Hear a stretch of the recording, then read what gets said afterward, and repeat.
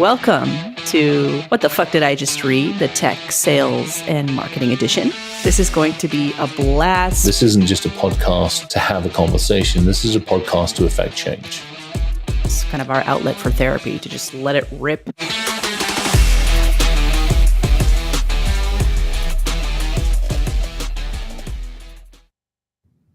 Alrighty, welcome back to our favorite time of the week. I think Tracy had mentioned it's What the Fuck Wednesday, so I'm really happy. We should, trademark that. Oh, I like that. Oh my God, grief. That needs to happen. And we need to give credit for that one. Totally. We might have to make some stickers or something like that for Black Hat. WTFW. Yeah. By the way, still looking for swag ideas, folks. So if you have any great ideas for us, let us know, and we might just do that. I like produce that. I like the sticker idea. We need to do WTFW. I can get them printed. We'll do I don't know, whatever it is, donkey stickers or whatever the heck it's called. The sticker mule. Sticker mule. There we go. Yeah. They're my go-to. They seem to be pretty good. They're fast. They're not bad. Yes, there we go. They're not bad. They do the job, and let's face it. I mean, I have a box of stickers I hand out to folks whenever they want them. So yep, it works. Good morning, Maria. Good morning, Maria. Good morning, everybody. Let me open up chat here. I'm glad to see Maria back. Maria's been on vacation, been crushing it, and she's back to listen in. Welcome, everybody, to the show. You know the drill. For those veterans who are on today, if you have any questions, comments, feedback, let us know in the comments. If you want to pop on to the show and talk with us live, by all means, let us know and we'll bring you on. There are a few folks, that LinkedIn post that I did yesterday about throat punching. Yeah. That one got a few people all spicy. Let's recap it. Let's recap the posts. I remember it because, obviously it was yesterday, but let's recap for those who didn't see it. All right. So I did a LinkedIn post. I did a LinkedIn post. I probably can't post here, can I? I have no flipping clue. Let me see if I can post it. Can I post here? I don't know if I can. Yeah, I think you can. By the way, I was on yesterday with Hacker Valley Media. You can share screens here. Oh, okay. Well, I put it in the private chat. I'll figure we can put it there somewhere. You want me to bring it up on the screen? Should we try that? No, I don't want to blow it. If anything, we'll do it later on, because people do not want to see some of the stuff on my computer screen. It ain't pretty. I can bring it up on mine. I only have 5 tabs open. No. Okay. Yes. Good. Whatever. It's up to you. I was just going to talk about it because let's talk about it. Go into. So I did a thing. We called it Today's Throat Punch, and it was actually inspired. I was looking. You know me. I spent ages trying to find the right flipping graphics to go with LinkedIn posts. And I was trying to find something that was kind of what I wanted to do with like intro messages and like the inbox and the spam box and all sorts of stuff. I was going through all sorts of stuff. And I was like, oh, what about warning signs? So I started looking through warning signs. And I've actually ordered a whole bunch off of this person from Etsy now. So I don't feel quite so bad about kidnapping this one. Mm-hmm. But I ordered a whole bunch from Etsy of just all sorts of freaking awesome warning signs. Just some, and believe me, some of them will definitely be making an appearance in a few LinkedIn posts. In fact, I think I've actually got a couple of them sitting away here. Let me have a look. Yeah. So danger, avoid serious industry. There's going to be one of the ones that's going to go on there, which is don't tell me how to do my job. That one's definitely going on. Oh, hell, I've just lost the stupid bloody thing. Oh, you fool. Please tell me I didn't lose my cart. No, I didn't. I've got the warning, do not set yourself on fire. That one I think actually needs to be like a new version of the dumpster fire. We always talk about our industry being an absolute dumpster fire. Yeah. But I think I have decided that we need to actually do not set yourself on fire, because that really is us. I've got the warning sign that the entire text of the warning sign is telling you it's a warning sign and to pay attention to the warning sign, but doesn't tell you what the warning sign's about. To me, that's another one of security's messages. I do have a warning. I have issues, approach at your own risk. I think I need that one probably in a number of different places. And then I have another Cthulhu one. So yeah, I'm having fun with stickers. But the logic on this one was basically I wanted one the whole logic for talking about this is what did I read in my spam inbox? What is going on? How to approach leadership more efficiently, more effectively? By the way, don't let me forget, somebody actually responded to one of my other ones, and it was, to me, I took it as in the physical world, it literally is like somebody walking up to you, and we've talked about this a number of times, the difference between physical and digital. Like somebody walking up to you, literally opening up your jacket, rifling around inside of it, looking for a business card, and just running off and stealing the stupid thing. That's number one. And number two, it's like somebody coming to knock at your door. Like it's unwarranted, it's unsolicited. I don't want it. I have no desire to have another damn discussion about 25 different religions, let alone all the politics. All of them actually need to be taken out and probably dropped into the deepest, darkest part of the Marianas Trench. And I saw this one, and it was perfect because it was, for those of you that have had kids or have kids, it's that when you get disturbed, especially when the disturbance wakes up the kid, all you want to do is literally throat punch the person that managed to disturb you. And this was beautiful. So use the sign, put it up there, and then what I did is I went through just some of the last 2 or 3 weeks worth of my spam inbox, and I grabbed the first half a sentence or a sentence. And it was, "Hi, Chris, leaders like you." It was, "Hi, Chris, any thoughts on my previous message? Chris, 1,000 CISOs shared their priorities. Chris, did you know?" And I just went through this, and I'm just, and it was challenging because there's so much repetition. There's so much, and actually somebody commented on it. I can't remember if it was a direct message or somebody actually commented on it on the post. Mm-hmm. And it was very much a case of like, oh yeah, that's our AI ML. I think it was our ML. That was our ML systems default intros. And I'm like, if your ML is dumb enough that it can't come up with a new bloody intro every single time it starts an email, or it can't come up with something other than the default 15 or 20 that are on here, you'll need to maybe look at your ML. And if it's a Salesforce ML, dear Salesforce, you need to update your ML. Come talk to Danny about this one, please, because we got better ways of doing this. And I think there was some really good feedback on it. There was some people like, "Oh, you should have added this one." I'm like, "Oh yeah, there's some perfect ones." Yeah. There were a few other pokes on here that were like, "Oh my gosh, there were a couple of people that took me to task," which was actually rather interesting. And I think it was actually one of my other posts. In fact, I'm actually going to find it because I know exactly which post it was. And I actually want to set the record straight on this because I did feel a little aggrieved, shall we say. And I don't want to view analytics. I want to view most recent. There we go.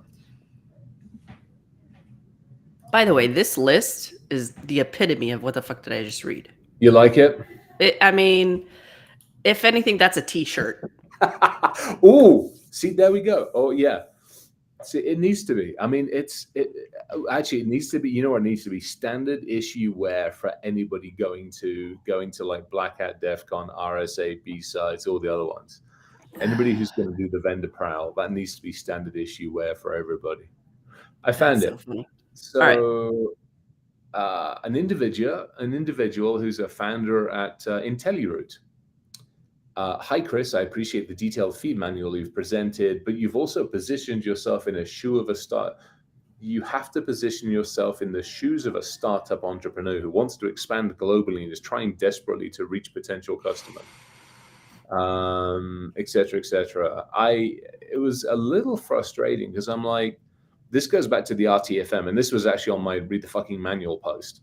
Mm-hmm. Which is ridiculously ironic because if the individual had taken 30 seconds to actually read the fucking manual and actually look at my LinkedIn post, they might have seen I've sat on the sales side of this world. I've sat as a startup founder of companies. I've managed to exit a couple very, very successfully. I've managed to exit a couple very unsuccessfully. I've been voted off of my island and I've managed to create one. So I've got to the war wounds, and I've had some of the money in the checkbook in the bank to say thank you for doing it at least relatively well. Mm-hmm.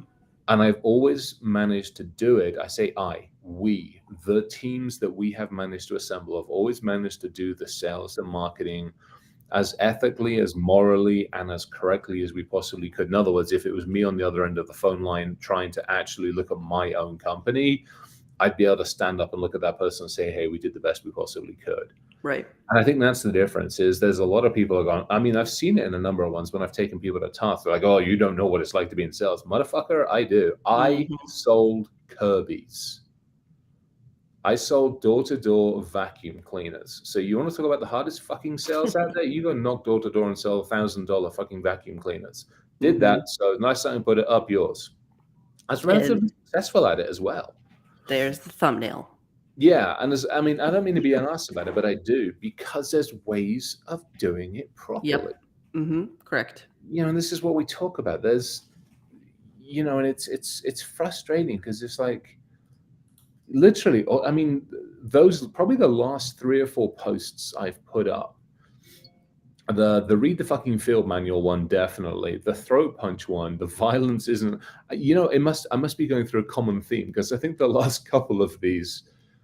The violence isn't always the answer one, I think, was another one, wasn't it? Yep. That was whiskey. That was because I got banned from Twitter. Twitter. I got banned from Twitter. Well, I got suspended. I Yeah. just think that's a ban at this point. Yeah. Yeah. But yeah, the throw punch one was definitely. I literally went through the spam box rather than actually reading the whole message. I'm like, I'm going to read through the first sentence of every single one of them, and it was somewhat depressing. Mm. Anything pop out that was good that I was like, "Oh, let's put this back in inbox." Not really. I think it was they were all pretty bad. Quite a few violent ones. Not violent, more vexed. Believe me, this isn't violent. You haven't seen me with violent. Violent is when I'm coming through the screen at you with a knife, or worse. But the vexed I would go with. But yeah, you're right, James. I think you're right. No, there haven't been very many good ones. I think because so many of them are literally the spray and pay. The best ones I've seen, there was absolutely a fantastic one I saw on LinkedIn. And it was somebody hit me up on LinkedIn, and it was absolutely fantastic. Just a general conversation. Somebody hit me up, and it was beautifully done. I wish I should have fucking saved it. But it was just beautifully done. It was like 3 sentences, and it made me laugh because you could tell they'd taken the time. You could tell they'd read. They found the humor level. They found the sarcasm level, and they hit the spot. And they hit it perfectly. It was one. Damn it! I wish I could find the stupid thing. Whoever's on that knows about, and the person will know because I actually hit them back, and I'm like, this made me freaking laugh. Let's have a conversation. And I think I've actually booked it for a Friday afternoon in like a week or 2 weeks time. But they'd done their homework. And it was bloody hilarious. It was one of those was like, I'm coming through the screen at you with a whiskey in one hand and a taser-proof jacket in the other, just something like that. Yeah. But I laughed. Yeah. And I typically don't do that because so many of them it's that standard dry, or somebody tries to be cute. I think that's the other part. Misplaced humor is almost as bad as the spray and pray tactics. I've deleted a couple of comments on some of the posts because people have just can't get it. Yeah. We're in a time now where, and correct me if I'm wrong, this is based off of the research I've been doing with folks, looking at potential solutions for budgeting in 2024. Yeah. Oh yeah, definitely. Now, this is a good time for folks to start, getting on the radar. Right? Let's take a look at what we can do. Can we get into your budget? Can we get into the pipeline? Get you into the pipeline? What's a good way for sales folks to approach you at this time, Q3, where you're starting to open up budget and figure things out for 2024? We talked about the research. We talked about, starting to build the relationship. But is there a specific angle, given things are starting to open up for you potentially, that will move things a little bit quicker, accelerate quicker? Yeah, I think there is. And I think it's literally approaching it with honesty, going, hey, wanted to reach out. 2024 is round the corner from a budget cycle standpoint. We realize this, this. I'd love to have a conversation, if it's appropriate, about what you're planning for 2024. Sorry, spam. I love RoboKiller. I really do. I'm sorry, but I love RoboKiller. It saves so much violence on this planet. It's not even funny. Actually, RoboKiller needs to be nominated for one of those Nobel Peace Prizes. Oh, there's a LinkedIn post. Excuse me, post-it note. This is how I come up with my LinkedIn posts. If anybody actually wonders if I have like a ghostwriter, I got accused out at RSA. Someone's like, "Oh, you have a ghostwriter. You have somebody that comes up with all." No, I'm a fucking squirrel. You said it, but yes, Chris invests in his LinkedIn post. I get text messages at 5 a.m. This is going to go up on LinkedIn today, and I'm like, yes, yes, it is. RoboKiller, Nobel Peace Bowl. Real life, Yeah, real that will life be up on a experience. post fairly soon. But I mean, so okay, so let's go back to the question. Yeah. You're right. Now is the time to have the conversations about budget for most companies. Now, remember, if you make an assumption that my budget cycle is annual to annual, you potentially made an arse out of yourself, because that isn't always the case with some companies. However, you open it with a question. Hey, making an assumption that you might be like most other companies out there, you're running an annual cycle. If that's so, any chance of having a conversation? What's in the firing line for 2024?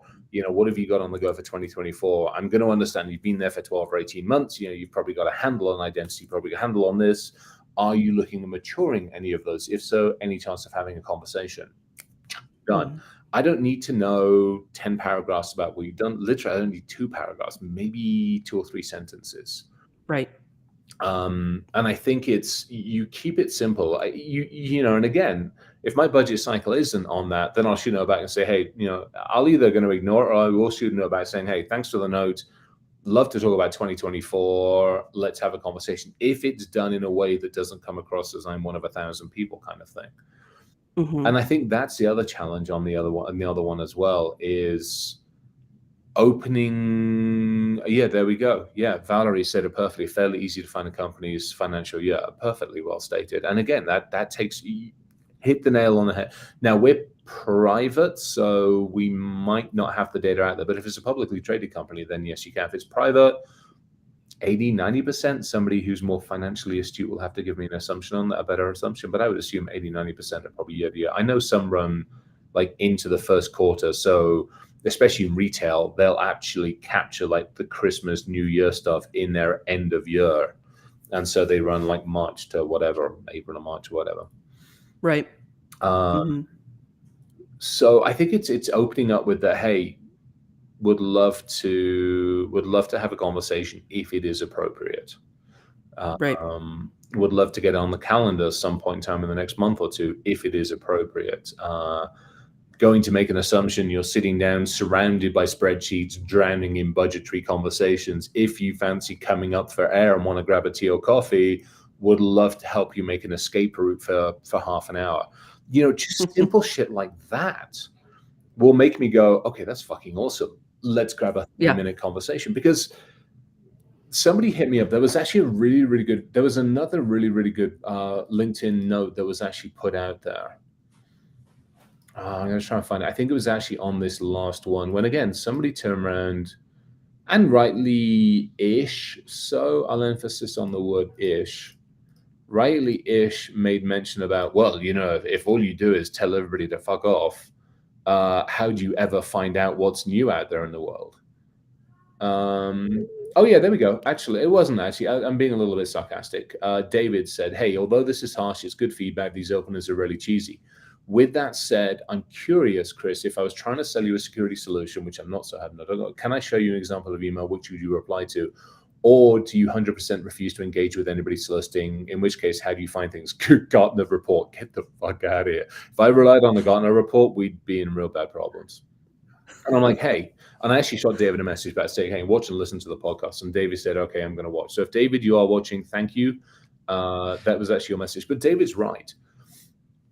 You have to listen sometimes. So I think this is the other thing. This is a cut to the CISO and the CIO and the C-level that's listening in on here. You can't say no to everybody. You have to get your information from somewhere. Now, taking that step back, this is where I loved what Victoria was doing over at Killity, and unfortunately, it didn't in the market we currently have. It just didn't work. I want a trusted resource or two or three that I can go to and have a conversation with, and go, Right. hey, what are you seeing in the market? Perfect example. I mean, the NewsSpy folks are a really good example of that one. Being able to go to them and go, hey, look, what are you seeing in MSSP space? What are you seeing in the endpoint space? What are you seeing that's complementary threat intelligence? How do we bolt that in? Some of the other things that they have, how do we bolt those in? And that way I don't have to go ask the market for any of those versus some other stuff that's going on. I go walk around conferences. I do the vendor walk. I will watch and I will listen, but I will also run screaming from the halls every now and again. But I will also listen to certain vendors. Right. I think some of it is also very, very dependent on what I have on my roadmap. So, I mean, I'll be very, very transparent.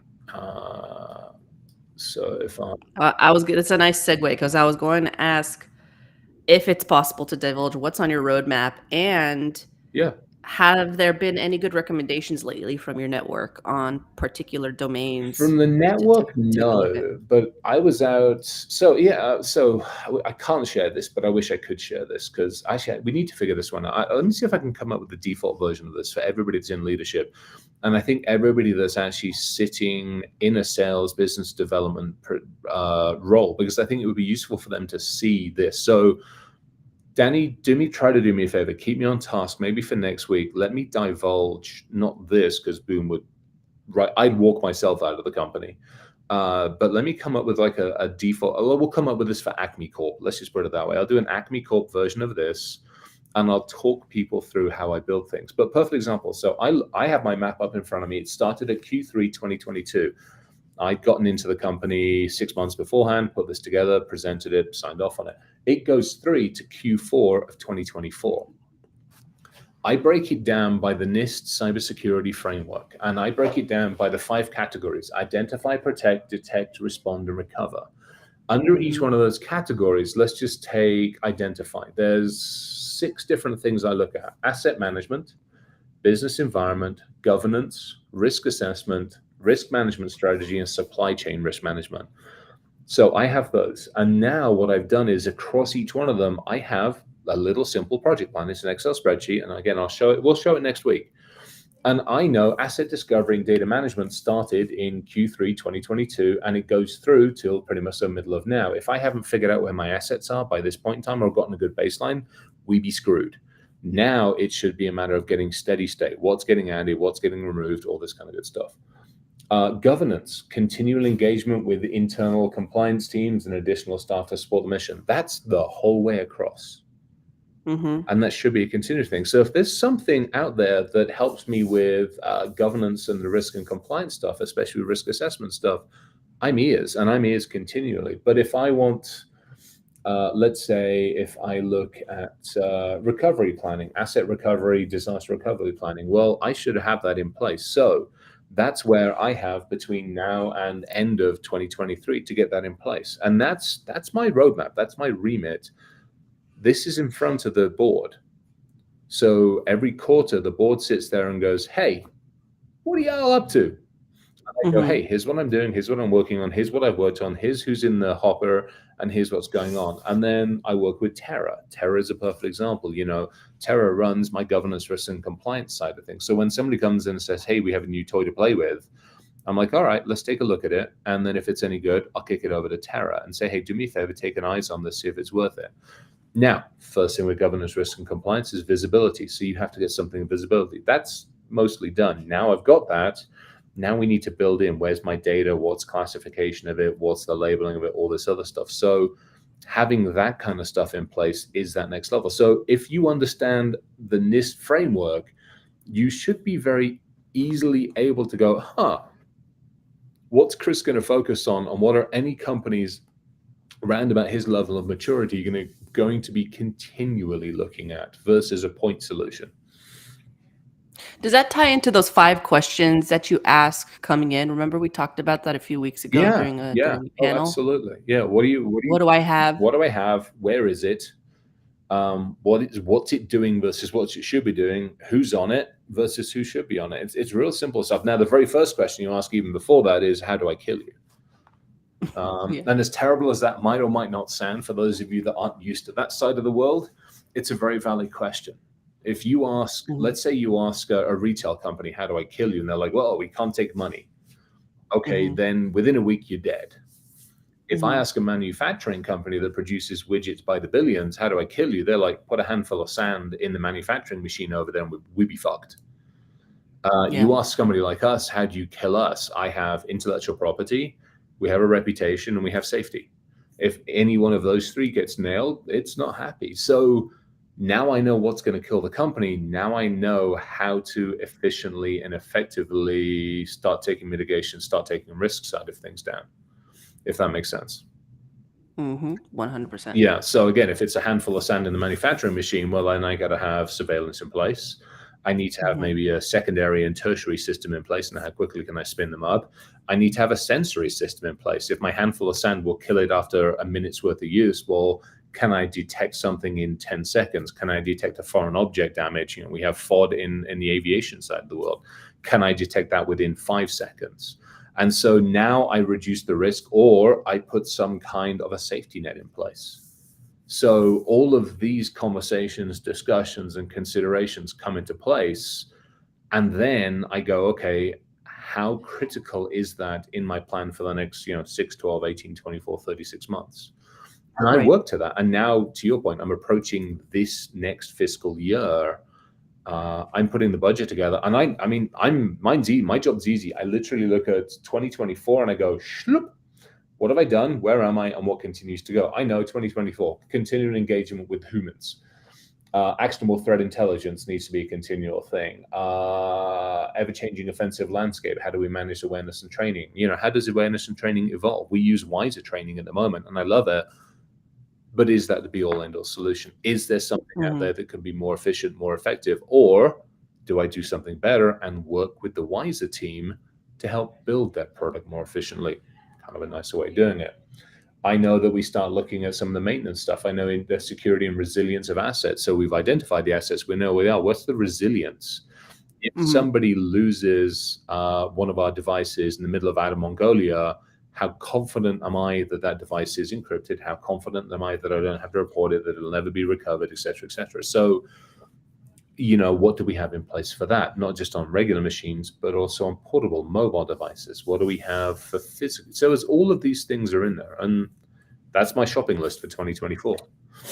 I love that, and I wanna take this a little bit further because we noodled on this again 3, 4 weeks ago, and I did a report for a client, and I wanna talk about this because this was a play that we did 5 years ago over at Guardicore. Rip or replace or complement with existing solutions. Ooh, that's an oh. Because right now, if folks are going, "Okay, well, we have a solution, let's take out, Endpoint. a Let's talk about potential endpoint. Let's competitor." talk about endpoint. Endpoint's probably the preemptive rip and replace or complement. So perfect. Yeah, and I'll be very very candid about it. When I walked into Boom, we had an endpoint solution in place, and it sucked. Um, Mhm, it sucked because it wasn't effectively implemented. It sucked because it wasn't being effectively managed. It sucked because it was not being effectively supported. So the vendor in question didn't support it to the point where they didn't know that they hadn't invoiced us for like the last 6 months. It mhm, was the support was that bad. And so I'm mhm. like, it's gone. Yeah. Get it the hell out of here. I don't care if you can, if you have given us such bad service for the last 6 to 12 months, get the hell out of here. So what we ended up doing is we were looking at other endpoint solutions, and there's a plethora of them out there on the market. There's really only 3 or 4 good ones, but there's a plethora of them. And I look at it in 2 categories. Do I go with one that's well known, or can I bring somebody through who I would love to help evolve with? In other words, somebody who's just kicking it off, got a really good idea, and we can help evolve it. what we ended up doing was talking to Maria over at Newspire and the team there and went, hey, we're looking at managed security, and where's your suggestion? And like, well, here's who the two we use. And I'm like, well, you can help us rip that one out and you can replace it with one of the other ones that you primarily support. And that's what we did. And it was a collaborative process that was done between Newspire and us. And what it did a couple of different things. It showed us how well that organization would work with us as a partner, rather than, oh, this didn't work, therefore it's your fault. Well, this didn't work and it's your fault. It showed us that that didn't occur, and it showed us that it's a good relationship. So first and foremost, we got to see how the partnership works. That's great. Now we have a cemented partnership for MSSP, for endpoint, for threat, and a few other things. Brilliant. The chances of ever doing a rip and replace on that are ridiculously remote.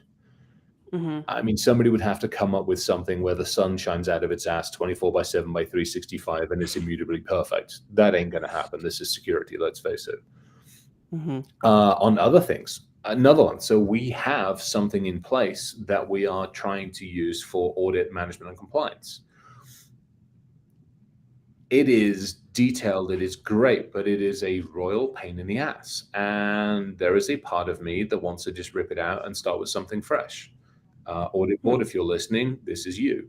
I have no love for it because I see how convoluted and complicated it is. However, I also, to some degree, listen to Tara and I take her feedback on board. And at the moment, she's like, give it a chance, give it a chance. We're making it work. I'm like, all right, I get it. But at some point, I'm going to throw a hand grenade at the damn thing and we're going to get something else in potentially if we can't get it to do it. Oops. I might have gone.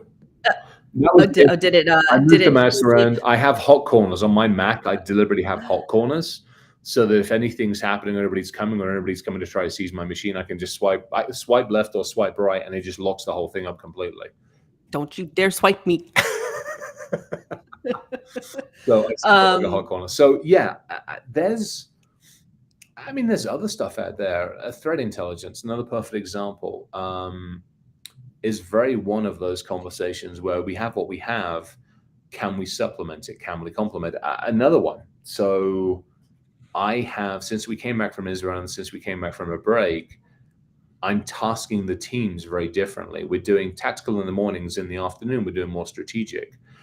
What that strategic is, it's looking at everything. I gave a couple of presentations while I was out in Israel, and one of them was about artificial intelligence and how we will use narrow, general, and generative effectively within our environments to basically build a risk profile of the plane, its surroundings, environments, all the other stuff. Build some really fucking cool stuff. I can't do that with the current, MSSP security platform. I'm going to have something either built or will be built or will be put together. So that's going to be a very, very different discussion about all of this data I'm collecting. Where does it go and how do we make sense of it? So perfect example, DFIR and I are having a conversation about potentially using their platform as a baseline understanding of it. But again, you could do that. I can go talk to Greylog and potentially do the same thing. I could go talk to the folks over at Sumo Logic and do the same thing. So and I'm looking at those not to rip and replace, but to complement/supplement, because I don't want it in the core system.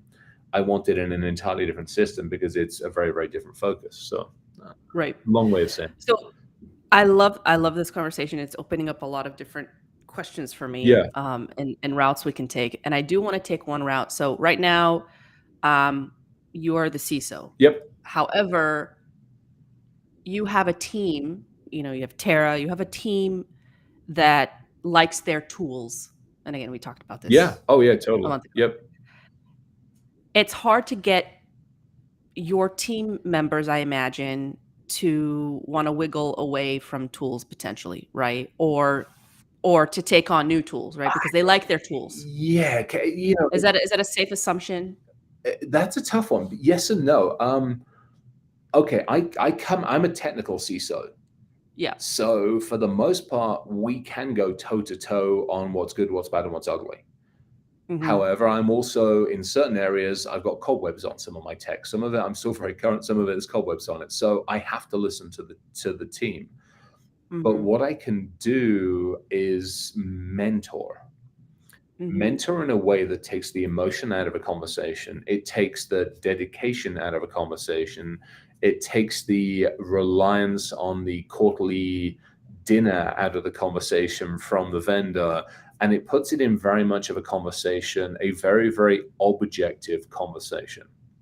Yeah. And so we have done that. A perfect example. We are looking at browser security. So Mhm. not just relying on the endpoint, a few other things. We're looking at potentially replacing the browser itself and doing some other kind of cool stuff. And there's a couple of vendors out there that do browser security. Now, Charles and I know of and are very good friends with a couple of folks over at one of them. We've gotten a couple of the team on board with that whole potential solution as well. In fact, we have a meeting with them this Friday. However, I just came back from Israel. I sat and had an amazing set of conversations with another one of those providers who actually opened my eyes to some of the stuff that either I hadn't or I didn't know that this other bunch had. So I came back and I'm like, hey, do me a favor, take a look at this, and sent it off. I got crickets for about 24 hours. I'm like, all right, I see where this is going. So I went back and said, hey, do you look at it? Yeah, we took a quick look, not so bothered. I'm like, all right, tell me why. Forcing the function to not necessarily justify, but to actually do that pluses and minuses for both. Tell me why. Why would you? What did you see? In other words, how much depth did you put into it? Did you give it a cursory glance, or did you look at it and go, okay, clear eyes, objectively, it's better, it's worse, this is good, this is different, these are the feature sets it has, this is how it would integrate, this is how we deploy it, and a few other things. I still haven't seen all of that. So again, it's a mentoring coaching thing. Hey, do me a favor. I need an objective look at both of these. You mentioned you're a technical CISO, and I don't want to dig into this too deep right Okay. now because I do want to save time Yeah. for folks who want to come on. By the way, folks, if you have questions and want to validate anything, get some feedback, come on, say hello, please. By all means, shoot me a message. We'll bring you on. But you mentioned you are a technical CISO. What are the other CISO types? I think officially there's like half a dozen of the bloody things. I think I remember reading some. I'm like, wow, there's a whole bunch of different ones about. Yeah. So I think there's a Yeah. couple. You've got. I always look at myself as the CISO that runs into the burning building. I always have, and I think I always will do. So shit's on fire, hell's broken loose. I run to the burning building, figure it all out, get the fire dampened down, get everything settled, and then hand the keys over to an operational CISO. Somebody who is very good at building operational, ongoing processes, keeps the lights on, keeps everything moving along, ticking quite nicely, has a level of innovation, but also is much more somebody you can rely on 24/7 by 365, who's always going to be there, is not going to fart in the halls of the oppressors, and all that kind of stuff. So I think you have somebody who is the reliable CISO, should we say, for who's going to be there for 25 years no matter what. I would also say you definitely have, you talk about tactical, you talk about strategic CISOs. In some ways, you also have the ones that are in there for mergers, acquisitions, or for effect like huge change. Now, to some degree, that's the burning seat, that's the burning building one.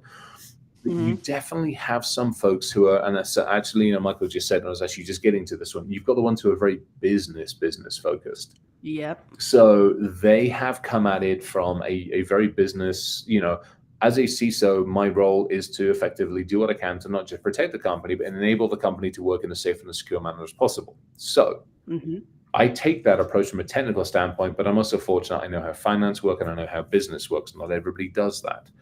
If you have somebody coming from finance or from the business who knows how to strategically position the security organization, who knows to strategically talk with the CEO or the CFO, and where are we on all these different finance options. For me, when somebody says, hey, we can do blah, blah, blah, blah, blah, blah, with finance, I get bits of it, but bits of it go, wee. And so you get somebody who maybe comes in and is very effective at that more strategic, more business, more, I don't know how you would want to call it, placement of the organization inside the business. Those typically are like the three. Now, I think there's about three different more ones if you look at it. Yeah, we talked about that in the CISO value distillery, how to create value for different CISO types. Yeah. That's part of the essentials class, by the way, folks. I can drop that in the link here. But how you approach those different CISO types matters. Oh, yeah, big time. from an SDR perspective, an account executive perspective, a marketing perspective, the whole shebang. I almost want to bring Tara on WTF to talk We about. need her in here. Yeah, like we should get her. Yeah. She's not. She's probably not around. Well, we could figure it out. We'll take it offline and figure out a good time to bring Tara on and talk about her experience, because I'm still kind of noodling on the idea that she has her way of doing things right. She has a way of things that she likes, uh, to be approached, and she has her experiences. I'd like to unveil some of that on the call at some point, if that's okay. Obviously, I don't want to take time out of her busy You're schedule fine. because she Yeah, has a as lot to long as do. she's good But with it, I'm good with it. Yeah, she's big enough and old enough to be able to manage her own right, time. Yeah, yeah. exactly. Okay, cool. So we have two questions. What do you think of the growth of the BISO role? From Michael. BISO, the BISO one. Yeah, BISO. Yep. Oh God, I was it business interest security or whatever the hell whatever it's called or something like that. Yeah, business BISO. Yeah. I think it's okay. So, all right, two thoughts. First and foremost, I think in some companies it's probably redundant. Your CISO should be able to bridge the gap. So I would argue you should, in many situations, you should have a CISO that should be able to bridge the gap and be able to walk into anybody inside the rest of the business and go, "How you all doing?" and let's have a conversation in a way that the rest of the business understands it. This is something we've talked about a number of times, is communication and collaboration. How do we in the technology role go communicate and collaborate more efficiently? Ironically, today is all hands, and one of us will be stood up on stage and having those conversations. So there's a part of me that goes, your CISO should be efficient and effective enough to do some of that. Now, with bigger organizations, large scale corporations, I think it's useful because as a CISO, I can't have eyes everywhere. I have a lot of people helping me what's going on, helping me understand, but I can't have eyes everywhere. So having a relationship builder and mentor and advocate between, let's say, perfect example, like we're building a super factory out in North Carolina. I would love to have somebody out there who is an advocate for security out in that location, not just a security team, but somebody who's an advocate for and with the manufacturing teams, with the suppliers, with the vendors, who's got a finger on the pulse as to what's happening, what's coming up. We talked about 2024 budgets. What's in my budget versus their budget, I don't know about. And how do I account for that? How do I make sure that we've got something in there to cover for whatever? So in a company of our size, I think it's a waste. I would absolutely consider a waste. If I can't walk up to any of the leadership across any of the teams and have an effective conversation, I'm the wrong person in the wrong place. I think if you end up with a 10, 20, 30, 50, 100,000, then maybe that's a different conversation. You have those BCCs, kind of like the relationship people that we used to have between IT and the business. Mm-hmm. I had a ridiculously good friend who was one of those, and he was very, very, very effective between technology and the business, and would actually sit there and the business is like, "Hey, we want to build glowy widget shit," and technology often, unfortunately, go, "We can't do that." And his role was to go, "Hey, look, how do we do this efficiently and effectively with resources? How do we account for resources? How do we build the resources? How do we timeline it? How do we strategically?"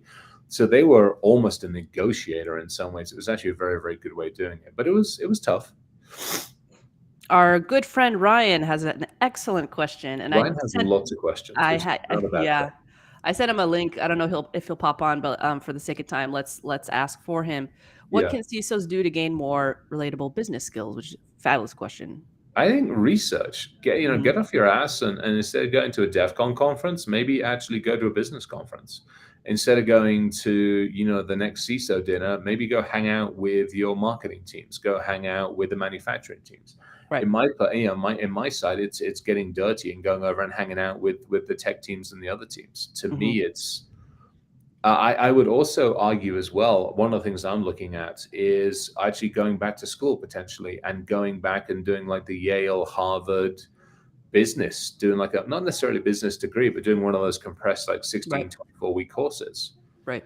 And doing something like that, because I think that will also help. But also the other thing is as well, walking into the CFO's office and sitting down and going, "Hey, can I grab half an hour of your time for you to explain to me how shit works? Mm-hmm.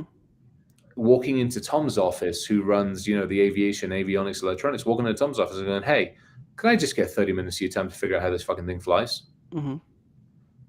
We should be comfortable enough to be able to do that. I should be able to walk into Anne's team and go, hey, talk to me about the people team functions. How do they work? How do you work? What do you look for from me? So for me, it's a lot of that. It's that communication stuff. We got Ryan.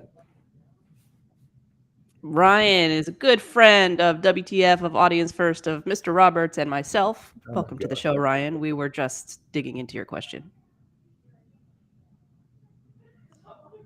Can you hear us, Ryan? Ryan, we can see you. We can't hear you yet.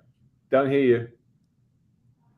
How many texts? He's playing with us, by the way. He's totally doing the lip thing, but he Can you hear me now? Yes, we Yeah, can. we got you. Hi, guys.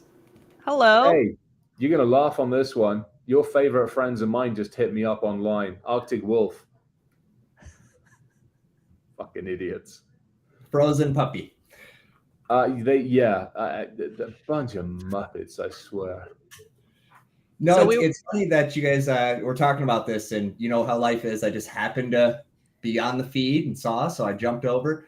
One of the things that I'm looking at now in a CISO role. So for those that don't know, I transitioned from presidenting back to my roots, really getting back into the tech side, the CISO side, but taking with me that leadership experience. And what I've been having a lot of conversations around is future readiness. Mm-hmm. So security has been mostly the same crap over and over and over. We haven't made significant change, but yet we have all this AI coming in. Business leaders are trying to figure out what to do next, where to turn next. And so a lot of decisions are being made in a compressed time scale. And so what I'm being tasked with is how do we manage risk effectively in a compressed time scale? Can I ask a more meaningful question that gives me more answers versus asking a dozen questions? Because I don't have time. I can't get on calendars. And the Wall Street Journal told me if I don't implement ChatGPT tomorrow, well, then I'm going to be out of business. So it's, that's kind of, what are your thoughts around that? Like, how much are, especially at Boom with you guys, kind of driving the future? Yeah.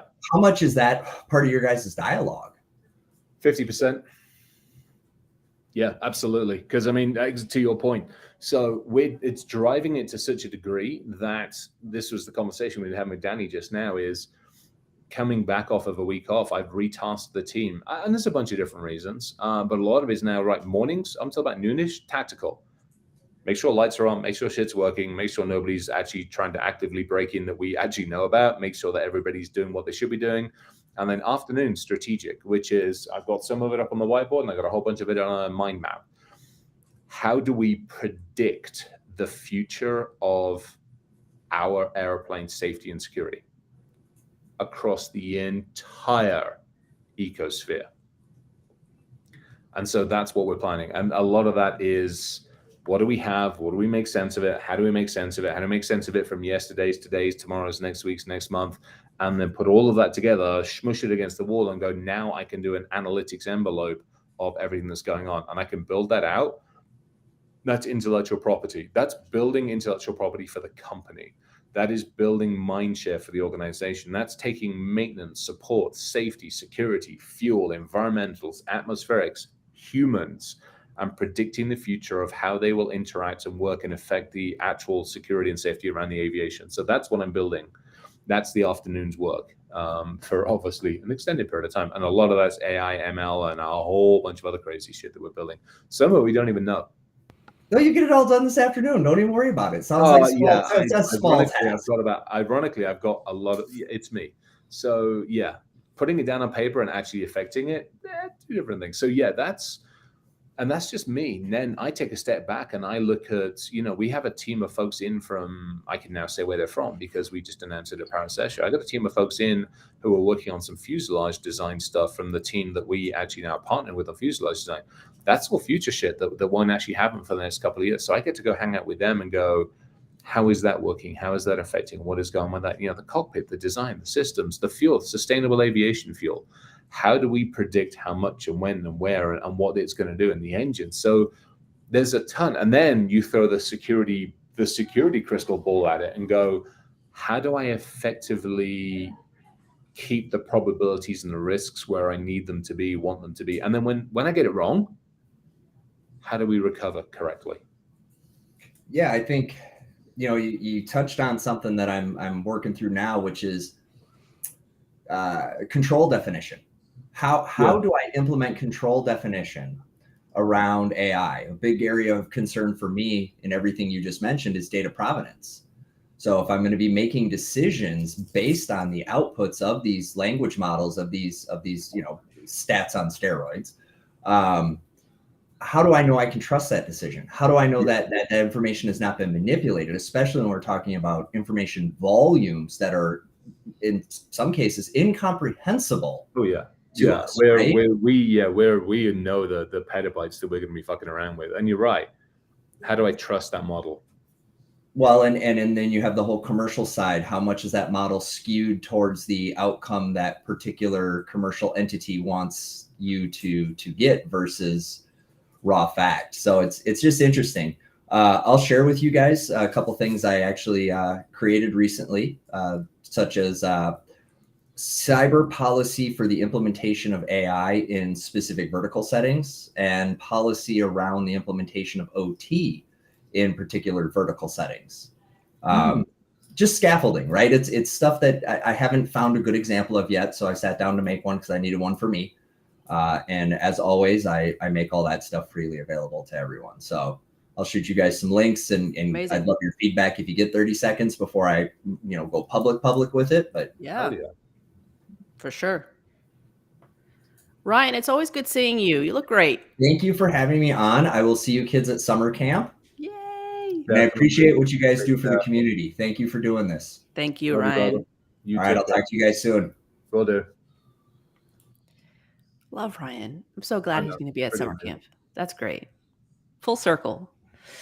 All right, we have 8 minutes left. I do want to touch a little bit on what Yoad had asked about personalized approaches, giving up on automation and researching each and every prospect individually. He says that it's hard to scale. I agree, it is hard to scale. On the other hand, from what he hears from us, that's the way. So using automation tools on security folks just won't cut it. So I'll argue you can use an automation. You can use an automation tool to actually do background research and intel on somebody. Otherwise, we wouldn't be able to actually do what we do effectively. Exactly. So you can use some of the very tools that our own industry is selling to us to actually effectively automate some of that. Now, can you use them to do the first email or the second or third email? You better not do, because guess what? I got the throat punch one. There's got 20 of them listed, and there's going to be a whole bunch more. Yeah. And there we go. Yeah, it's quality over quantity. Thank you, Maria. That's the other argument, which is you don't need to be reaching out to 100 people a day. 5. Yes. I take the sweet spot folks who are in my target ICP, and I take a look at, I'm a startup founder. Okay. So I don't need to be in the startup founder seat tomorrow. I'm in the startup founder seat yesterday. I take the sweet spot accounts that are going to be able to afford my services, take a look at who's working there, who's going to purchase them, and then do research behind them and start outreaching individually. I don't do automated outreach. I do have my bank of messages that I use, and I, repurpose them, but, customize. Quality over quantity. That's how you go. Scalability is hard there, but what are the chances of converting those folks versus going spray and pray on quantity, right? Much higher conversion rate, because you focused on the accounts that are more likely to buy from you and the folks who are more likely to buy from you. But Maria did mention that George Comedy, who is the AI genius, by the way, showed her an effective way to use it in prospecting. So we got to connect you, Yoad, with George. Maybe he can give you some pointers there and tips on how to do some cool things with AI. Nice. All right. We are heading towards the end of the session. I do like to keep these under 60 minutes. Chris, anything you want to impart on the audience today before we sign off? No, I think it's do me a favor. Anybody that's on here, read the throat approach, read the throat punch one, read the one I put out there on RTFM, and have questions. Challenge, obviously. I mean, I'm fine with challenging, but for crying out loud, before you actually challenge, read some of the bio, like it says in the RTFM manual. This isn't an exact science. I mean, I think maybe this one there isn't an exact science. And I think Maria is perfect. Even tailored messages are already getting read. Most people aren't like Chris. And I think that's right. A lot of our work is also to change the attitude of the CISO as well. I would absolutely say that. Maybe we spend some more time on that next week. I'm happy to flip-flop between the two. Plus, actually, let's do that because we'll also go through the roadmap. So for me, it's not an exact science, but you can keep trying. And I think the more of yourself and the heart you put into it, the better the chances are that you are going to get that response that you're looking for. Right. Okay. So next week we have Acme Corp. Yep. And focusing on the C-level approach. Yeah, I think we need to get more CISOs in here as well, and C-level folks to actually to be, and not even just C-levels. I think anybody on the technology side that is facing, shall we say, the sales, marketing, BDR type of folks, those people need to be the ones listening as well, because I think they need to learn how to respond a little more respectfully sometimes not, but sometimes yes. Mm-hmm. Okay, good. So we have a great agenda for next week. I'm actually going to post next week's event today so we can start getting more people in, because I've been posting the event like 2 days, 1 day out. We get an average of 35 folks on. Yep. Posting it right after this call. Join us for next week. I don't want to sign off. This is like my favorite part of the week, but I got to take the kiddo to school because she's late. And I have a meeting as well. So yeah, we have got to. All right, Chris, always a pleasure hanging out with you. Same Folks, goes. Absolutely. wonderful seeing you. Thank you for being so active in discussion here. Yeah. If you have feedback or questions, by the way, shoot us a message offline. We're pretty responsive and active on LinkedIn. Join us next week. This has been another episode of Audience First. We are out.